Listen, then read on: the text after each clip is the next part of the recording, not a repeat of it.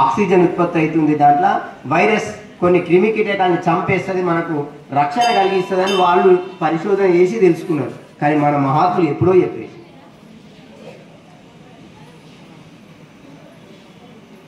చూడండి, ఏ గ్రహం ఎంత దూరంలో ఉంది, ఏ నక్షత్రం ఎంత దూరంలో ఉంది,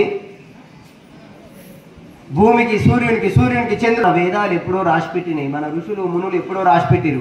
ఇప్పుడు అవి ఇట్లా పెట్టుకొని చూసి కొలతలు కొలుస్తున్నారు.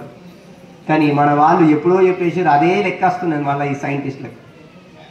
నక్షత్ర మండలం ఎట్లా ఉంటుంది, ఏ నక్షత్రం ఏ ఆకారంలో ఉంటుంది కూడా చెప్పేది. పోని గ్రహణం వస్తుందని ఎవరన్నా సైంటిస్టులు చెప్పినా? మన పంచాంగంలో పంతులు చెప్తున్నారు రాసిపెట్టి, పలానా రోజు పలానా గంటకు పలానా టైంలోనే గ్రహణం వస్తున్నది చెప్తున్నారే.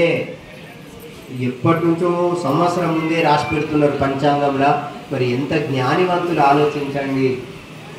ఇంత గొప్ప ధర్మం మన సనాతన ధర్మం. ఇప్పుడు కాదు, ఏ దేశంలో బట్ట కట్టకుండే మన దేశంలో రాజులు బంగారు సింహాసనాల మీద కూర్చుని పరిపాలన చేశారు. అంత గొప్ప దేశంలో మనం జన్మించినాం. మరి మన ధర్మాన్ని మరవద్దు. అక్షతాం శత్రునాశంచ పుష్పం ఐశ్వర్యమేవచ.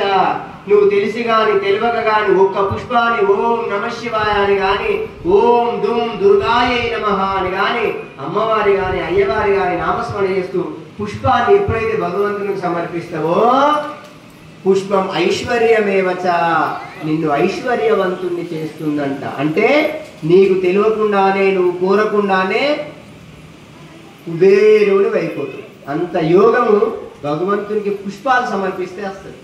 నువ్వు కోరకున్నా సరే పుష్పం ఐశ్వర్యమే. అది నిజంగా నా స్వామీజీ చెప్తా.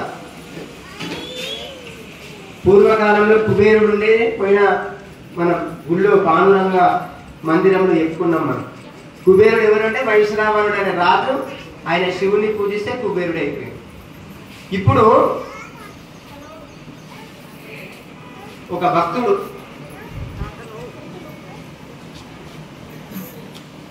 శ్వేతుడు అనే భక్తుడు